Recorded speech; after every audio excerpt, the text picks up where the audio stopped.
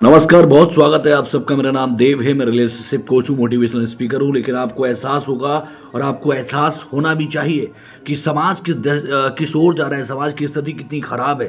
समाज का स्तर इतना खराब हो चुका है, देश गूंगा बहरा और एकदम से अंधा हो गया है। उसको पता ही नहीं है देश में आखिरकार इन रिश्तों पर कोई खुलकर के बात करने को तैयार क्यों नहीं है। मेरी आपसे गुजारिश है, आप पहले मेरे चैनल को सब्सक्राइब कर लीजिए, लाइक कर लीजिए और हमारी वीडियो को शेयर करना जरूर शेयर करिए। दरअसल मेरा नाम देव है और मैं आज आपको सुनाने वाला हूँ सोनम रघुवंशी से ज़्यादा खतरनाक एक केस मेरी आंखों के सामने जब आया तो मैंने सोचा मैं आपसे इस पर ज़रूर बात करूँ। और ये बात करनी आपसे ज़रूरी इसलिए भी है मेरे भाई कि किसी की भी हत्या हो जा रही है, किसी का भी मर्डर हो जा रहा है, कोई भी इंसान सेफ नहीं। आखिरकार असम में कैसे एक औरत ने, खातून ने अपने पति को मार दिया और मार कर के बेरहमी से अपने हाथों से ही अपने घर में उसको दफन भी कर दिया। पूरी कहानी को विस्तार से समझने के लिए आपको हमारे साथ थोड़ा वक्त देना होगा। वक्त इसलिए देना होगा तब आप समझ पाएंगे कि आखिरकार दुनिया कितनी खराब हो चुकी है। इन जो कुछ महिलाएं हैं, गंदी महिलाएं, इन्होंने इस स्थिति को इतना खराब कर दिया है कि लोगों के अंदर डर और दहशत की भावना पैदा हो गई है। नए नए लड़के तो शादी करने से डर रहे हैं, उनको खतरा है, उनको टेंशन हो रही है कि साला शादी करेंगे तो कहीं मारे ना जाए।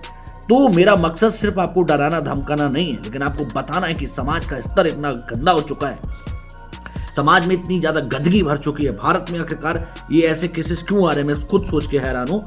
और चलिए मैं आपको विस्तार से इस खबर की ओर लेकर के चलता हूँ। एक खबर आती है जिसके बाद लोगों के रोंगटे खड़े हो गए। सोनम रघुवंशी ने राजा रघुवंशी को बेरहमी से शिलांग ले जाकर के मौत के घाट उतार दिया। लेकिन सबसे ज़्यादा चिंता का विषय ये है कि उसका परिवार अभी भी इस बात को मानने को तैयार नहीं है कि उनकी बेटी ने ही उनके जो दामाद हैं यानी राजा रघुवंशी की हत्या की है। सबसे बड़ी बात यह है और पूरा मामला दूध का दूध पानी का पानी। वैसे कोर्ट इसको तय करेगा, मैं दावा नहीं करता, लेकिन जो मेरी आत्मा कहती है, जो मेरे अंदर से आवाज़ आ रही है वो बिल्कुल सच वाली है। आपको क्या लगता है कि सोनम रघुवंशी ने नहीं मारा, राजा रघुवंशी को मारा है? असम से जो घटना आई वो बेहद चौंका देने वाली है, जहां 15 साल से पति पत्नी साथ रह रहे थे, उनके बच्चे थे दो और पूरी कहानी बिल्कुल ठीक ठाक चल रही थी।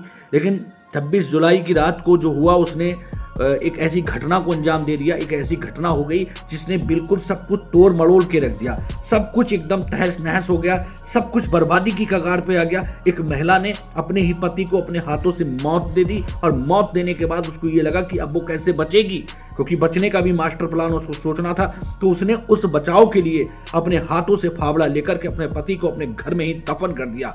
ये पूरी कहानी बेहद चौंका देने वाली है।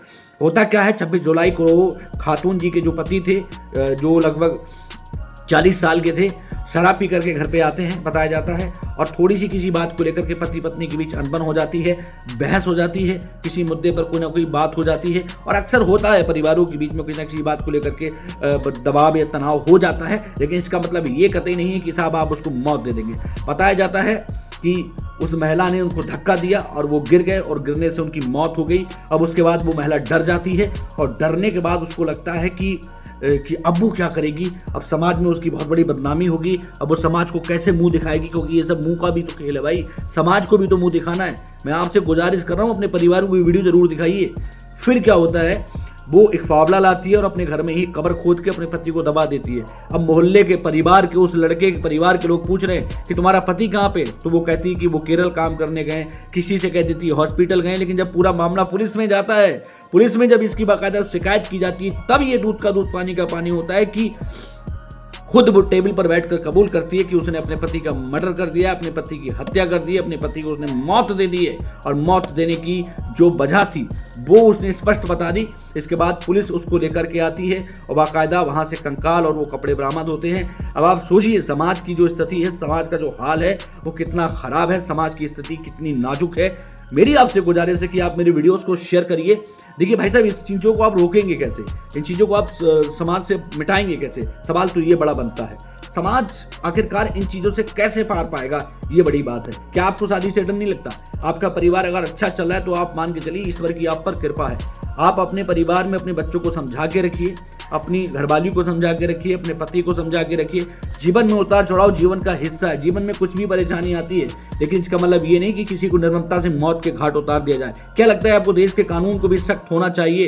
क्या देश का कानून बदलना तो नहीं कह सकते, लेकिन कानून को थोड़ी सी तब्दीली की ओर लेकर के आना चाहिए। जिस तरीके से असम में इस महिला ने बेरहमी से अपने पति को मार दिया और अपने पति को मौत दे दी, आप अंदाजा लगाइए कि किस ढंग से बेचारे को तड़प तड़प करके मौत मिली और अपने ही घर में उसे कब्रगाह में दफन होना पड़ा। अब इस पूरे मामले पर आप क्या सोचते हैं? इसका दूसरा पहलू भी आप सुन लीजिए। आप रोकेंगे कैसे? समाज के अंदर संस्कार की कमी है। संस्कार विहीन समाज ही है जो इन चीज़ों को बढ़ावा दे रहा है।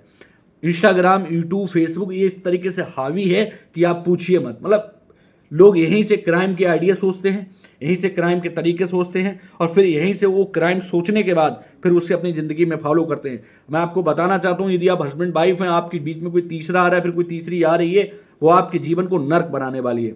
रिलेशनशिप कोच हूँ, यदि आपको कोई प्रॉब्लम आती है, कोई दिक्कत आती है, समस्या आती है, आप मुझे कमेंट करिए, मैं आपको कांटेक्ट करूंगा, मैं आपको संपर्क करूंगा, मैं आपसे बात करूंगा। लेकिन अपने रिश्ते संभालिए, अपने रिश्तों को बचाइए मेरे दोस्त। चीज़ों को वक्त को बदलने की ज़रूरत है। अंधे गूंगे बहरे बने रहने से कोई काम नहीं होने वाला।